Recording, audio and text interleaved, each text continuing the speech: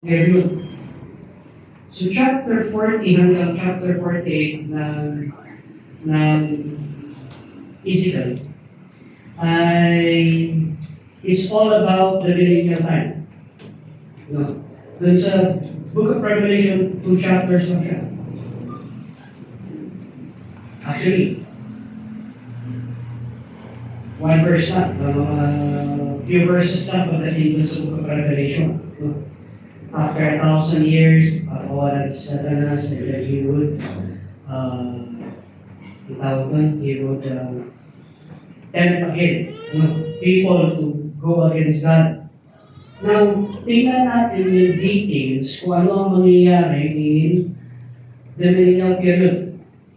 Alam natin sa Book of Revelation chapter 16, verse 11, yun yung last na word of repentance. No.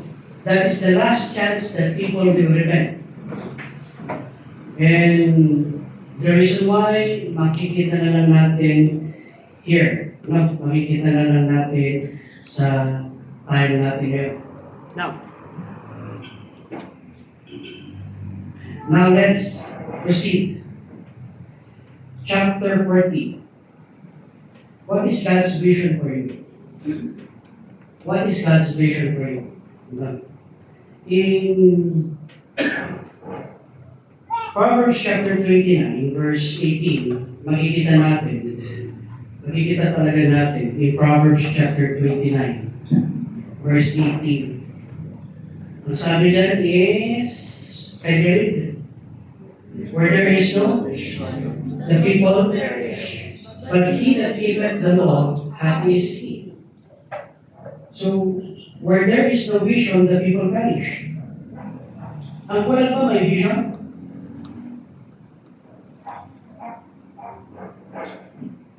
Physically, of course. No. Pero, do they have a vision in life? Kayo ba, may vision kayo sa buhay? Do you know your vision? Wala yung may vision. Kaya here, magkikita natin, no? What do we envision for your family? Unang-una, pagdating sa vision. Anong ini-envision mo sa pamilya? Pag ikaw ay tatay at nanay, what do you envision for your family? Ano ang dream mo? Ano ang goal mo para dun sa iyong pamilya? Pangalawa, what is your aspiration in life? Anong aspiration mo bilang ikaw sa self mo? No, as you. No. Do you have a purpose in life? Do you have a goal in life? Parang, or you're just going, sabi mo lang, eto ang aking, basta bahala na sa Batman. No? Parang gano'n. Para bahala na kung anong mangyari. Ganun bang yung goal? Then that is not a goal. Here, tingnan nyo. Pangatlo, no? And what might God's vision for you be? Ano ang vision ng Panginoon sa'yo mismo? No? Anong vision ng Panginoon sa'yo? Kasi dito sa chapter 40, makikita natin sa chapter 40, actually the whole chapter of chapter 40 and chapter hanggang 48, ito yung vision ng Panginoon sa nation of Israel. Not only the nation of Israel, but for the whole world. No? Ito yung vision ng Panginoon sa buong mundo. Ito yung gagawin ng Panginoon after the tribulation period. So meron na siyang plano. Yes, man. May solid goal na siya.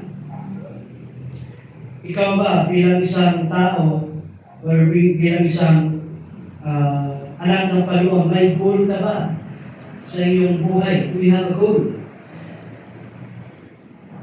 Do you have a goal for your family? Do you have a goal for yourself? Do you have a goal even for what would happen within 5 years? Now, kaya nga napaka-importante na sinasabi sa salita ng Panginoon, where there is no vision, the people perish. If you have no vision, if wala kang goal, what will happen to your life? Ano mangyayari sa buhay mo according to the scripture? You will perish. Pag sinasabing perish dito is, hindi mo alam kung bakit ka nag-aaral. Hindi mo alam kung bakit ka nagsasamba. Hindi mo din alam kung bakit ka nag-worship o hindi mo din alam kung bakit ka pumunta sa church. There is supposed to be a holy life. In every action that we take, ito yung pinaka-main goal natin, ito yung magdadaan sa akin sa buhay. Now, take a look at this. Take a look at this. Sa Ezekiel chapter 40, this is a fascinating book. First question, naintindihan niyo ba yung binasa mo kayo na?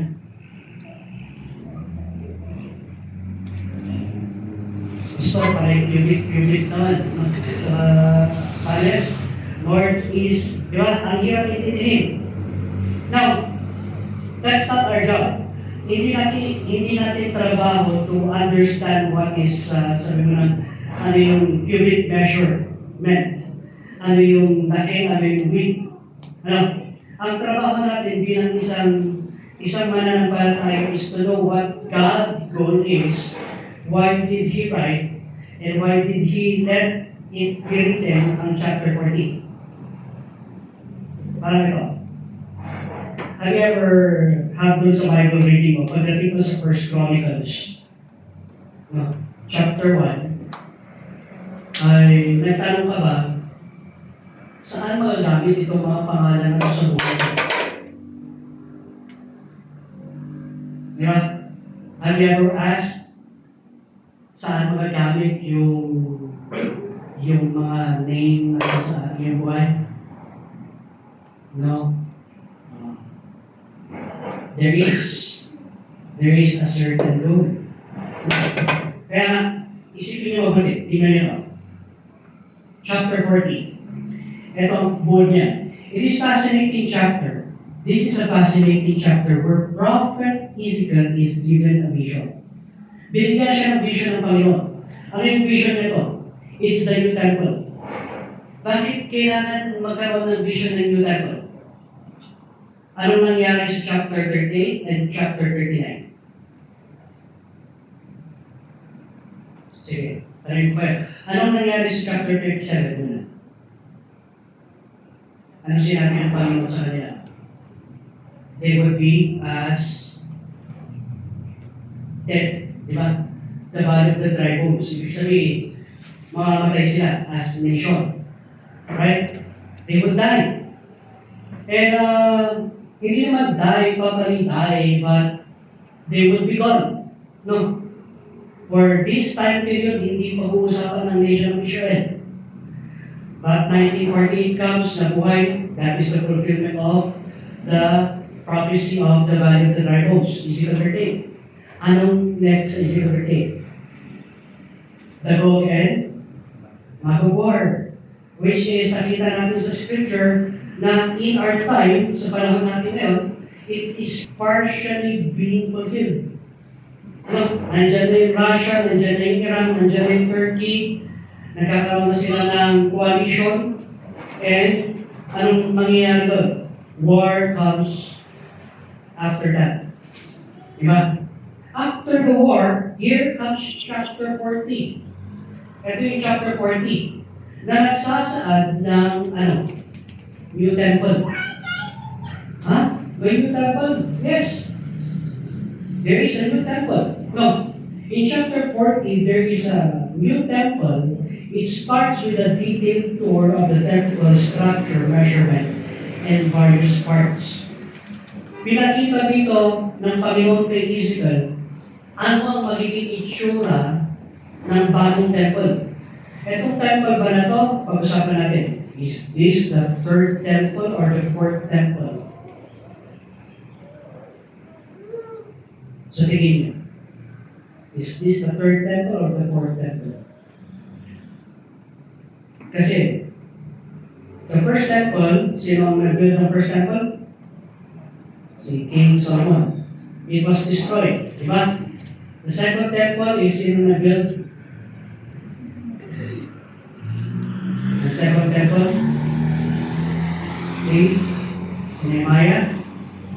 Then, we also kanyang bilang.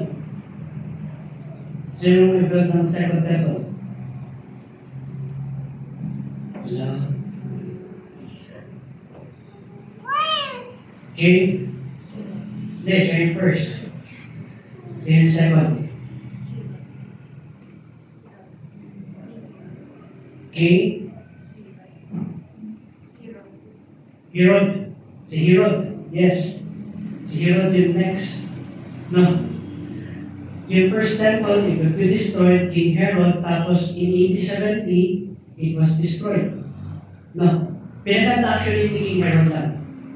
Pero existing na yung temple. Kaya pinaganda lang yung structure ni King Herod. Now, here comes Sanitary Temple. Sino mag-build ng third temple? The third temple will be revealed by the Antichrist himself. No, pagkatapos nun, he will sit on the throne of that temple. Kaya na malalaman ng mga Jew na siya ay the Antichrist. No. And this is the vision of the fourth temple. The vision of the fourth temple. Now, in verse 1 to 4, makikita natin vision of a man with a measuring rod. Ezekiel sees a man with a measuring rod. My measuring rod symbolizing the precise and divine plan for God's temple. Pagdating naman sa verse 5 to verse 16, this is the outer court and gates. Ito yung measurement ng outer court, ito yung gates, ito yung magiging gates. No, the maps measure the outer court and its gates providing specific dimensions. Tapos sa verse 17 to 19, that is the inner court. Outer court, inner court. No. Sige, kunyari. Kung nandun tayo sa loob ng simbahan, inner court ba siya? Outer court.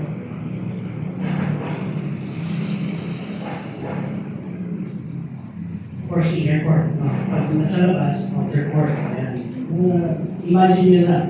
The measurement and details of the inner court are described. And pagdating sa verse 20 to 27, ito na yung north and south gates. North and south gates. Detailed measurement of the north and south gates of the inner court. Tapos pagdating ng 28 to 37, this is the room for the priest. Ito yung mga room. Mga kwarto para sa mga priest that would serve during that time. The layout and measurement of the priest's chambers are given. And from verse 38 to 49 is the west building and the temple. The vision includes with the measurement of the west building and the inner temple. Now, nakuha niyo na yung buong summary. Ito ngayon. Chapter 40 is a foundational for several reasons. First, my vision. It's vision of hope given during the Israelites' exile in Babylon. Ibig sabihin, hindi palagi. Meron din time na mag-start ang war. No. Is war still going on sa panahon natin ngayon? Yes. This is a foundational basis na talagang meron ending ang war. No? War will end. Yan. Pangalawa is promising restoration. God would restore who? The nation of Israel.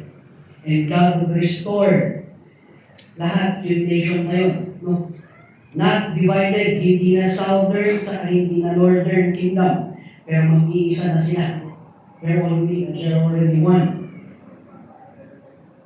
Pangalawa, the detailed layout of the temple symbolizes the purity and divine order reflecting God's presence.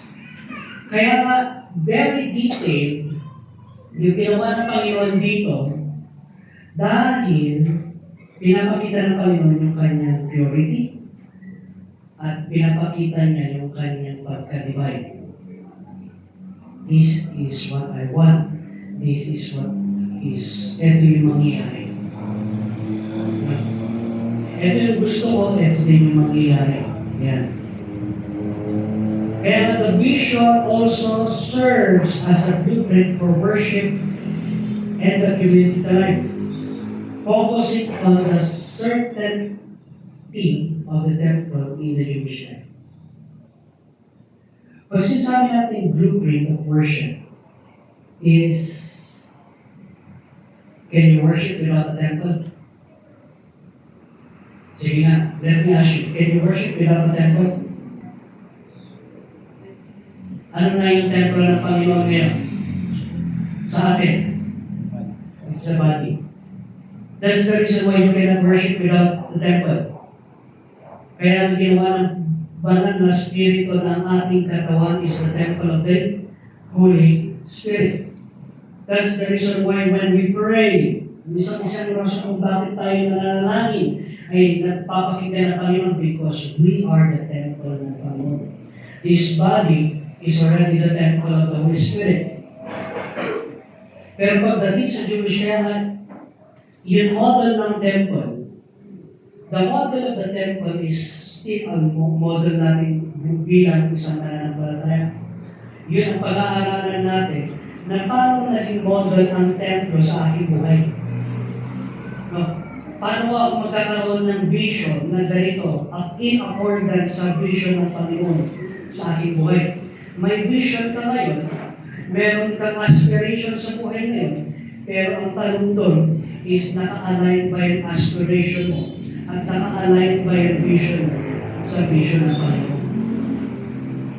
Kailangan ma-align yung vision mo sa pamilya mo sa Panginoon. Yung vision mo sa trabaho mo sa Panginoon. Yung vision mo sa business mo sa Panginoon. Yung vision mo sa school sa Panginoon.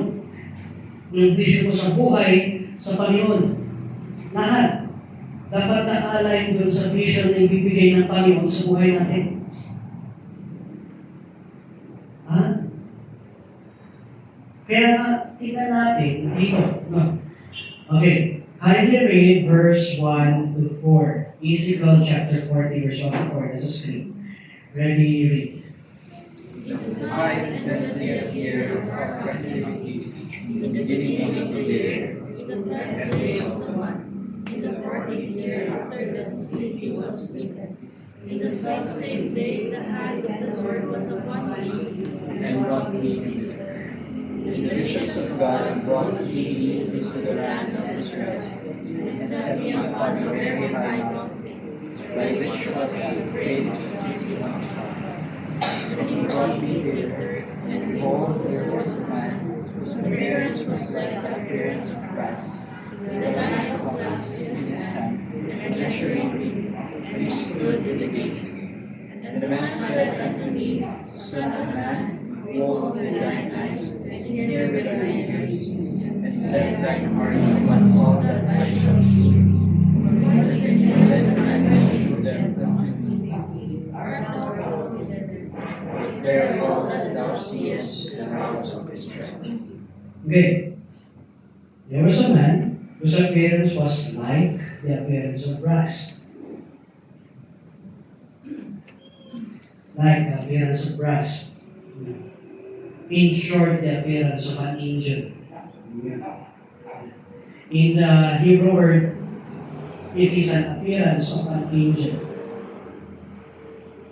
So, every time na may makikita kayo may hawak ng rod, hindi pa malo, hindi yung nanay yun na maghahabol ng pamahal sa inyo. Pag may rod, it's usually the mother, may hawak na hanger, may hawak na red, may habol ka para paluin. Pero dito, is a measuring rod. No. Every time in the scripture that we find a man with a measuring rod, generally it is an angel, and it is an angel here. No, it is an angel here.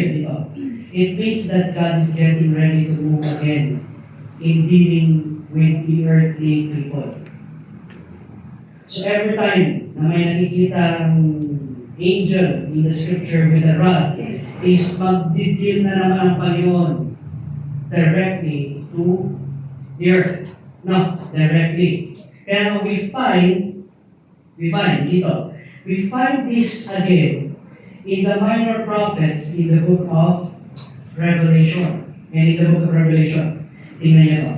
Ezekiel is transported. Ito yung verse 1 to verse 4. Ezekiel is transported in a vision to a lofty mountain. Nandun sa taas ng mountain of Israel, where he encounters a man with a measuring rod. No. Symbolizing what? God's exact plan. May exact na plano ang Panginoon. Bakit sabi natin exact yung plano ng Panginoon? Kasi napaka-detalyado ng measurement na pinakita sa scripture kung anong gusto ng Panginoon, kung gaano kahaba, kung gaano kaliit, at kung gaano kataas. No, hindi mo pwedeng i-symbolize yun. Hindi mo pwedeng sabihin allegoral. Hindi. It is precise. No. Kaya pagdating sa Bible, pag sinabi ng measurement na 18 cubits yun. No. Pag sinabing 36 cubic, 36 talagang cubic. Ilan pa ang isang cubic? It's 18 or 25 inches. 18 to 25 inches. This moment paves the way for a detailed description of the temple. Ito, sabi ni ng Panginoon kay Ezekiel, bigyan kita ng vision. Ito yung vision ko sa nation of Israel. I will build my temple again. So, sino ang build ng temple niya?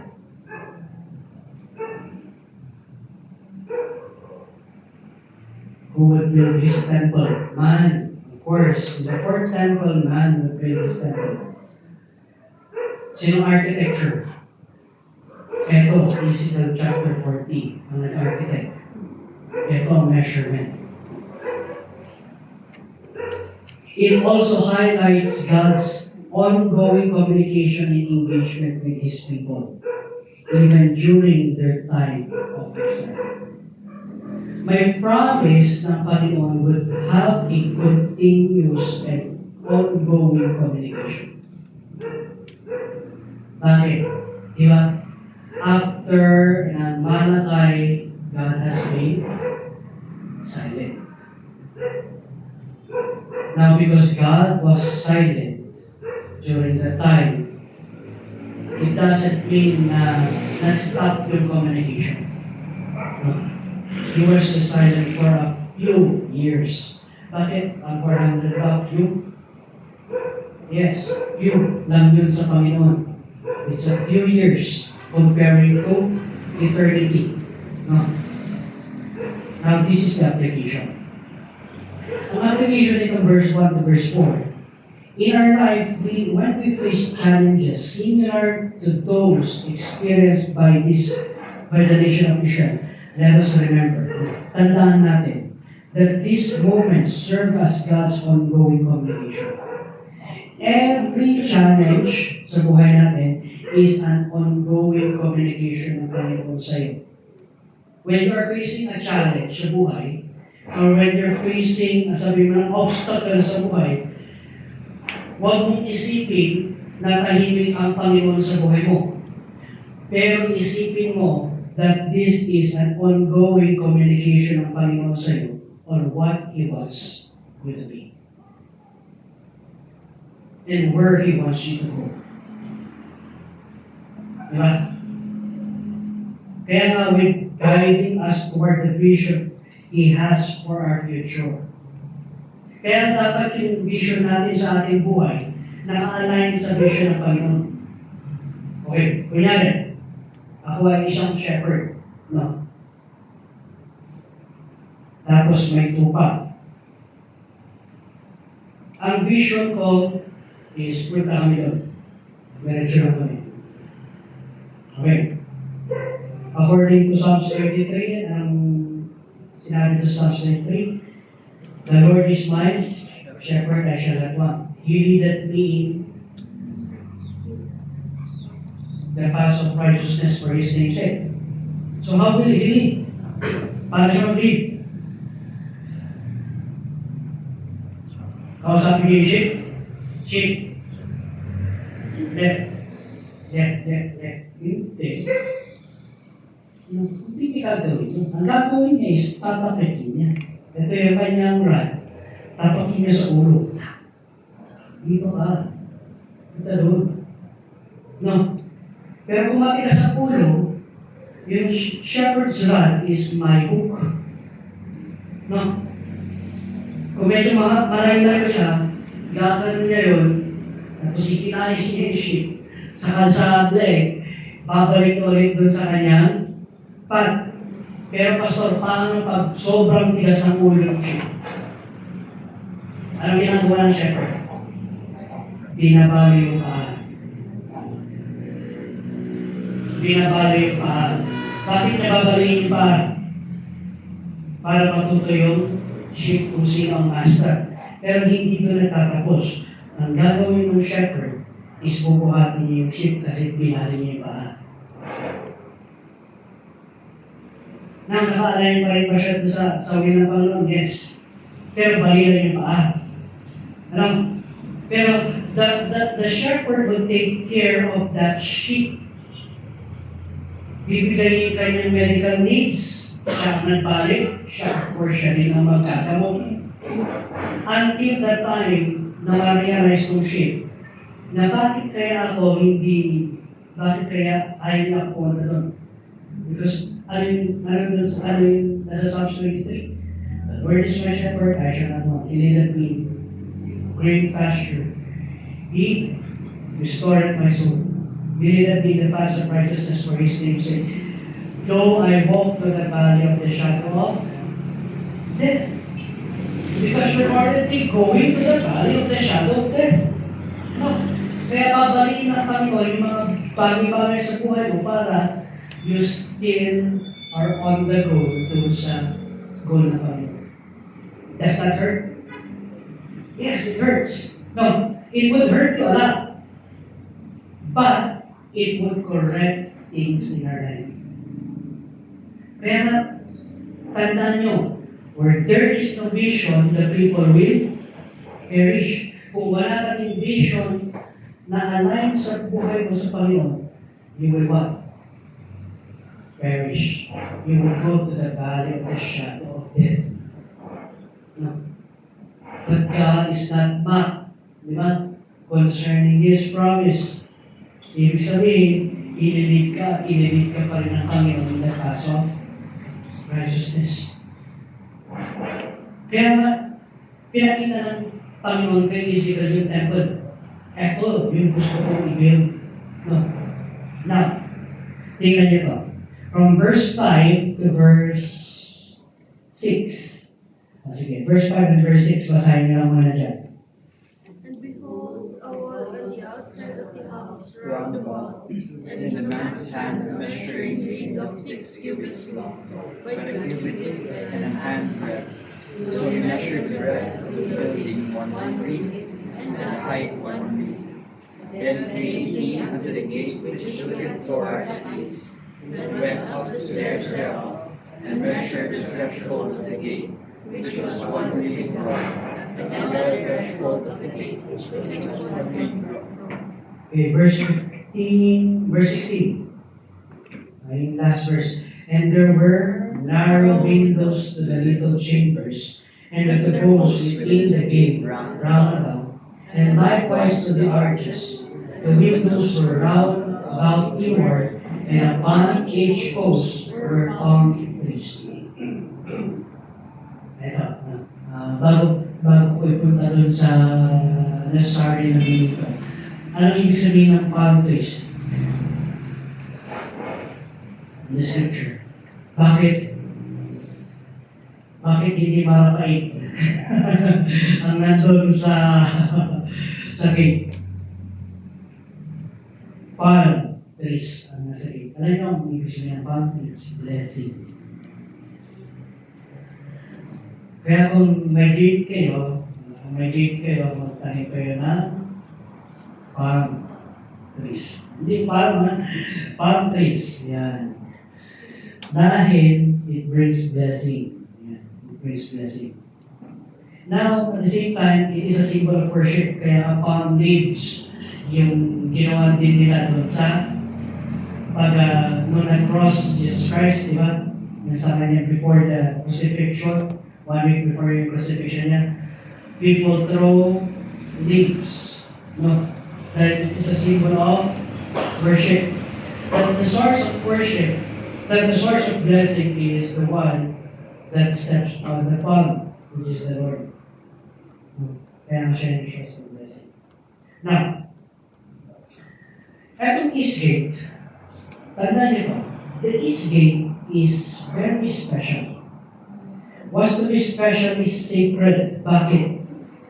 It was through it that the glory had departed. Alam niyo ba yun? Sa Ezekiel 11 verse 23, napag-aaralan natin na, that in the East Gate, doon nag-depart yung glory ng Panginoon. And dito din babalik. Dito din babalik. Through it, the glory will return. That's why binabantayan nila yung East Gate doon sa Israel. Kasi alam nila, dito babalik yung glory ng Panginoon. No. Kaya nga, glory had departed sa East Gate, doon din siya babalik. Kaya nga, when Jews are praying, they are facing where? Saan nag-face? Saan nag-rise ang sun? Saan nagsiset ang sun? Ayan. East, west. The glory comes. The glory departs. Pero, kaya nga East Gate, they face east. They always face east. Now, describes measurement, ito naman. In these verses, verse 5 to verse 16, describes the measurement of the gate, emphasizing precision and order, symbolizing God's meticulous plan. Napaka-precise at napaka-order ng Panginoon. Ito ang gusto kong mangyari sa buhay mo. Ito ang gusto kong maging vision mo sa buhay mo. Ito ang gusto kong mangyari sa temple. Yun yung gusto kong ipahiwatig dito ng chapter 40. Now, oftentimes, ang mga scholar is, ang nakikita nila dito is the measurement. But why the measurement? Kasi nandun yung cubit. No? Pero kung titignan natin, bakit pinalabas ng Panginoon yung cubit? Because He is precise. God is so precise and He is so ordered. No? Talagang ordered na yun ang gusto niya rin mangyari sa buhay mo. Kaya ang God is the God of order. Di ba? Ang Diyos Diyos ng ayos. Kaayusan. No, kaayusan. Siya ang Diyos ng kaayusan. Kaya na kung ang buhay mo magulo, ibig sabihin, hindi mo sinusunod yung Diyos ng kaayusan. Ganun na lang. Magulo ang aking buhay. Kaya, ibig sabihin, there is something that you're not following. Yeah. That's why magulo ang iyong buhay. Pero when you're following God, you're ordered. Kaya, tingnan niyo. In application with our lives, God will give us specific tasks, written, nakasulat na sa scripture, Ano mga specific task ng Panginoon? Read your Bible, pray, win souls for the Lord, ano pa? Specific go to church, worship the Lord, that is a specific task na binigay sa atin ng Panginoon. Huwag mo nang tatanungin, kailangan ko ba bang mag-church? Hindi na. Kasi that is a specific task na sinabi ng Panginoon. You need to. Di ba? Kailangan ko ba bang mag-pray, Panginoon? Pastor, hindi na. Hindi mo na kailangan tanongin yan dahil that is a specific task na sinabi ng Panginoon. Pray. Di ba? Do I need to go to this place? Yan ang pag-pray mo. Di ba? Yan ang pag-pray mo. Saan mo kayo lalagay, Lord? Yan ang pag-pray mo. Pero may mga specific tasks na sinabi ng Panginoon that in that specific task, habang ginagawa natin, that we must fulfill. At habang ginagawa natin ito, we feel safe and secure. Why? Because God's glory covers us in doing so. That's why when you pray, God is covering you with His presence. When you read your Bible, God is covering you with His presence. Where the glory is, Satan will flee. Diba?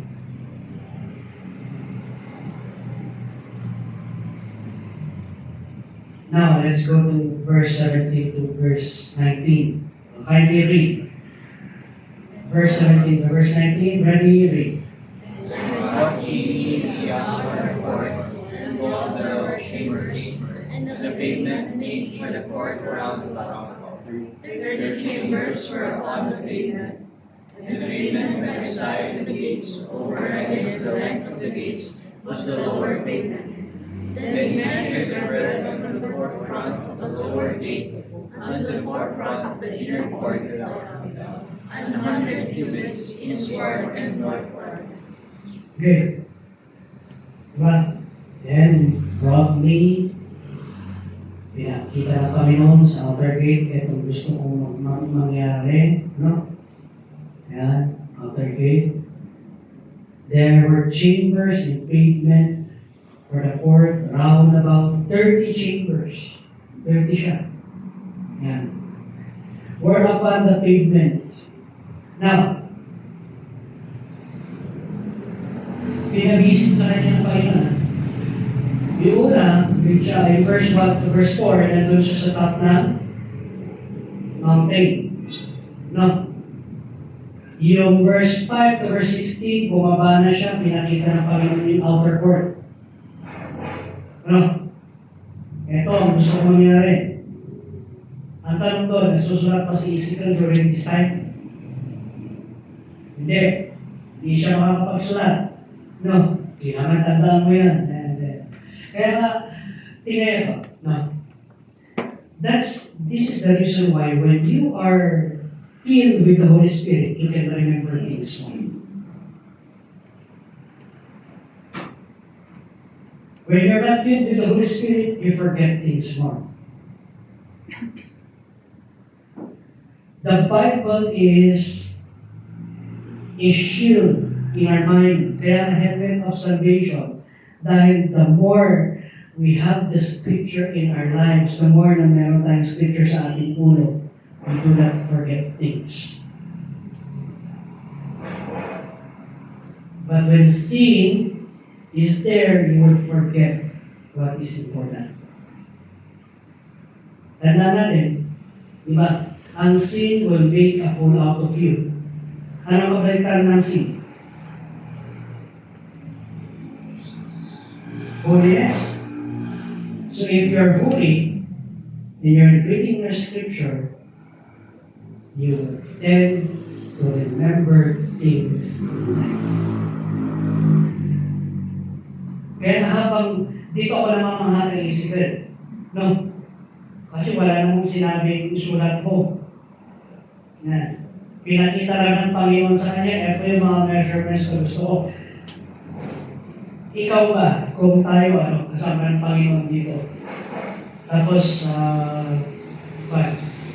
kasama natin siya, ito yung temple, ito yung measurement ng temple, wala kang lapis, wala kang ballpen, wala kang papel. Would you remember it? Will you? Diba? Kung ang isipin lang natin is tayo na ngayon, ay makalimutan natin ito. Diba? Pero during this time that Ezekiel is together with the Lord, vision, pinakita ng Panginoon yung vision, naalala niya. Dahil tandaan mo, in the book of John, no, God will let you remember all things. Di ba yung mga apostles? Namatay na si Jesus Christ, sa kanan sila nagsulat. How did they remember? It is through the Holy Spirit. Parang nila na-remember yung sinabi ng Panginoon. Pinaalala sa kanila ng banal na Espiritu.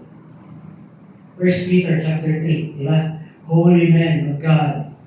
Di ba? Ginamit ng Panginoon yung holy men na mga holy men to write the scripture. Why? Because, bakit hindi unholy? Because they need to be holy. Ano? Na maalala nila lahat ng detalye na sinabi ng Panginoon. Because that would let you remember things in life. Now, etong rules na to is not stated kung anong gamit. But maybe ito ay mga storage room or waiting rooms for people when they celebrate the feast. Pwede, Pwedeng rooms for meeting and pwedeng feast time. At least may pagkakainan. So,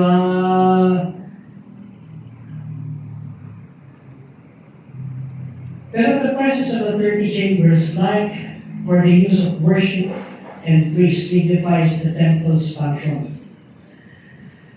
One of the major functions talaga ng mga rooms is for worshipers. Bakit worshipers? Have you remembered what the Lord said in Matthew chapter 6? Na pag you pray, when you pray, diba? Matthew chapter 7, when you pray, go to where? Go to a room. You pray. No. You go to a room, you specifically pray. Bakit? Kasi kakausapin mo concentration ng Panginoon. Sometimes you just need to go somewhere else to pray.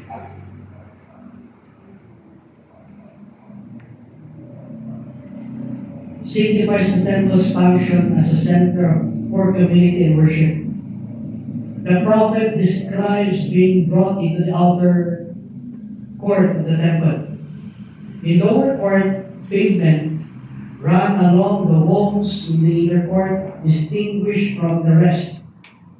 This detailed description underscores the temple's sacred geometry and order, reflecting in holiness and precision in worship.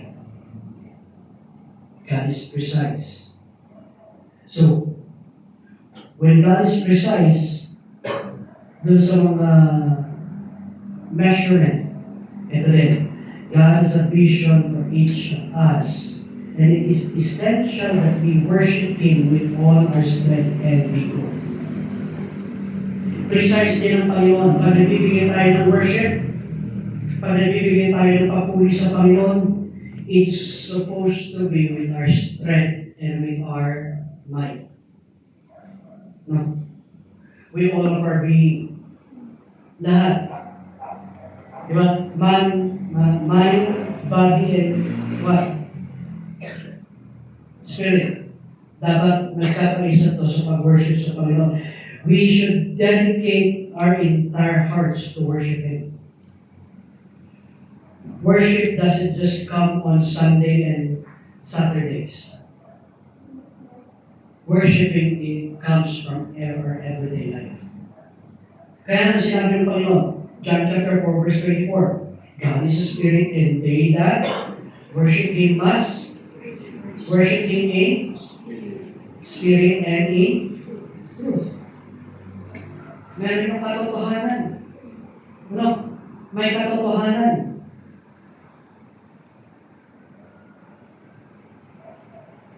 Kaya nga pag tayo nagbibigay papuri sa Panginoon, tayo ay nagbibigay ng worship sa Panginoon. Two things to remember. It's supposed to be in spirit, and it's supposed to be true. When we say it's supposed to be in spirit, is you are alive with the Lord. That's why every time that we start our worship service, we pray. We need to align ourselves, Lord. Ano man yung mga nangyari sa aking buhay ay nangyari, pero ngayon ay nandito ako nakaupo at ako ay magbibigay papuri sa iyo. This is my intention. This is what I'm here for. To worship you in spirit and in truth. Diba? Dapat may intention ka. Kahit sa mga napiplay na instrument, you have the intention of playing that instrument to glorify God. Kahit sa mga kumakanta ng hymnal, kahit sa mga kanta ng ating mga awitin, you have the intention of knowing what God wants in that song, specific song. Ano yung specific song? Pag kinanta natin, O worship the King, O glorious above. Hindi mo lang kinakanta yun dahil alam mo yung tono. Kinakanta mo yun dahil yung lyrics ng kanta, it speaks to your heart in truth and in love. Right? Ano yung first song natin? Onward Christian Soldiers. You're imagining yourself that you're in battle and you're moving forward. Ano yung second song natin? Amazing Grace. We see the amazing grace ng Panginoon sa ating buhay. We were once lost, pero tayo nahanapan ng Panginoon. And the last song was, Savior life, the shepherd lead us. No. You let God lead you. The reason why kung bakit pa tayo ang worship dahil hindi natin naiintindihan yung lyrics mismo ng kanta. The reason kung bakit pa tayo ang worship dahil you're just playing because it's your duty. The reason why kung bakit pa tayo music because you're just going along with the song. That's a dead worship. Ang alive na worship is you know what you're singing and you know what you're singing. Alam mo, yung sinasabi mo, alam mo yung kinakanta mo, alam mo yung binibigkas ng yung buwan. No? Kasi yun nandun, yun yung katotohanan. Kaya pag sinabi natin, Savior like the shepherd lead us, much we need thy tender care. Bakit tender care? Bakit kailangan natin yung tender care ng Panginoon as the Lord lead us? Because this is a wicked place. This is a terrible place. This place is not our home. We are just passing through. And we need God's care. We need God's leading para maintindihan natin kung saan tatahak ang ating buhay. Vision. Where there is no vision, the people will perish. When you have no vision, even in worship, you will perish. Diba? Kaya napaka-importante ng bukan, vision. Pasalamat tayo, hindi tayo bulag. Yung mga bulag niya they know what God's vision for them is. No. Why? Because a blind cannot be the blind. They will fall. Now in verse 23 to verse 46, Hindi natin babasahin. The description of the northern gates mirrors the east and the south gates. Consistent to. This is consistent. Ito yung north, ito yung south, ito yung east, ito yung west. No. Ito yung south gates. Now, the consistency in measurement across the gates emphasizes the intentional design and orderliness of the temple complex. What does that mean? Ano ibig sabihin sa buhay natin? Sa buhay natin, God orders our steps. Diba? Psalms chapter 37 verse 23. The steps of a good man are ordered by the Lord, and he delighted in his way. Ano yung next verse na? Though he fall, he shall not be utterly cast down, for the Lord upholdeth him with his hands. Don't be afraid to fall. Ano? When you know that in order ng Panginoon yung steps, don't be afraid to fall. Because the Lord will uphold you with His hand. Ano ba sinabi ito doon sa temptation ng Panginoon? In that 40 days of temptation. In 40 days of temptation ng Panginoon, yung sinabi ni Satan, tumalak ka. Di ba? Sinabi sa Bible, God will give the charge sa kanyang angel to catch you up. Yes. He will. No. How much more tayo? Hindi angel ang isiset ng Panginoon. According to this verse, it is God who will uphold you with His hand.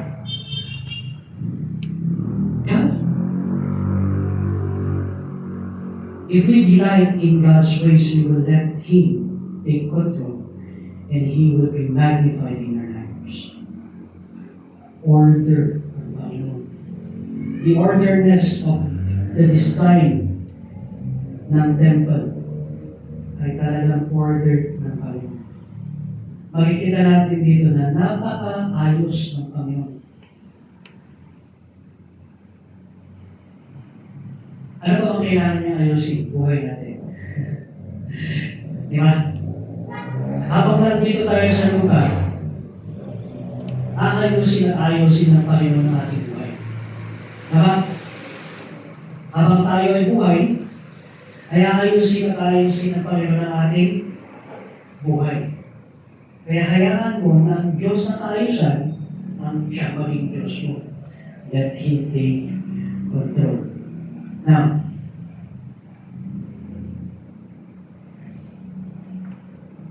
verse 47 to 49. Kind of read. So he measured the court 100 cubits long, and 100 cubits broad, foursquare, and the outskirts was before the house. And he brought me to the porch of the house, and measured each post of the porch, 5 cubits on this side, and 5 cubits on that side. And the breadth of the gate was 3 cubits on this side, and 3 cubits on that side. The length of the porch was 20 cubits, and the breadth 11 cubits. And he brought me by the steps whereby they went up to it.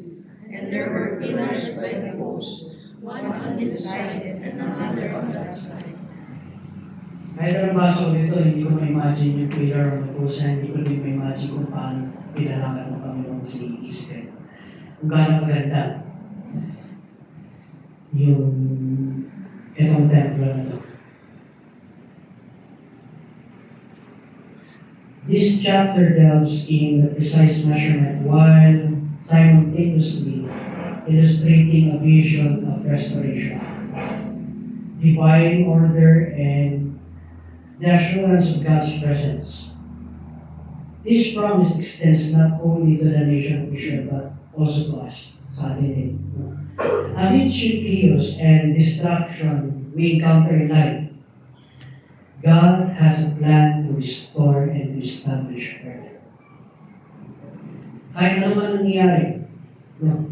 Kahit magulungan ang Pilipinas, kahit magulungan ang mga bansa ngayon, let us remember that God has a plan to restore and to establish order. Diba? God is the God of order. Let us not forget na talagang ating Diyos, siya ang Diyos ng kaayusan. The eternal presence of our Lord and Savior Jesus Christ. No? Sapat na yun. For us to understand that in life, there are eternal things and there are eternal plans. And we must give eternal plans to those to whom eternal plans matter. Do you have eternal life?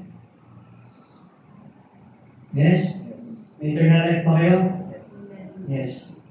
Then give your life to the one that holds eternity. What is His vision for you? Can you answer that? Can you answer this? Do you know God's vision for you? Alam mo ang vision ng Panginoon sa buhay mo? I cannot state what God's vision of God for you. Hindi ko pwede state kung ang vision ng Panginoon sa buhay mo. Only you and God knows what God wants in your life. Ito ang gusto ng Panginoon sa buhay ko. The only problem is, do you know? And let us journey from chapter 40 to chapter 40 and pray sa Panginoon, Lord, what is your vision for me? Anong vision sa akin? In your journey na makikita natin, ito ba yung kagustuhan ng Panginoon sa aking buhay? Ito ba yung gusto mong itahak ng Panginoon sa aking buhay? Ito ba yung gusto ng Panginoon ngayon na mangyari sa aking buhay? Because let us remember where there is no vision. Chapter 40 to chapter 40, God gives a specific vision, napaka-specific ng measurement na ginawa ng Panginoon because He wants us to understand not the measurement, no, but God wants us to understand that He is the God of order and He will order your life. Ayusin niya ang buhay mo. And He has a certain vision just for you. A certain vision just for you. You need to discover that vision. Para pag nag-aaral ka sa school, may young people, alam mo kung anong purpose ng Panginoon sa buhay mo. Alam mo kung saan kayo dadalhin ng Panginoon sa buhay mo. Kung ikaw man na nagtatrabaho, alam mo kung bakit binigyan ka ng Panginoon ng specific na trabaho. At kung tayo ay binigyan ng certain na bagay na Panginoon, alam natin kung ano yung gusto ipagawa sa ating Panginoon. Every day, lahat na nangyayari sa buhay natin, there is a certainty kung bakit ito nangyayari. And that is in accordance sa vision ng Panginoon. So, let's bow down our heads and think for a moment. Let me ask this question. Do you know God's vision for you?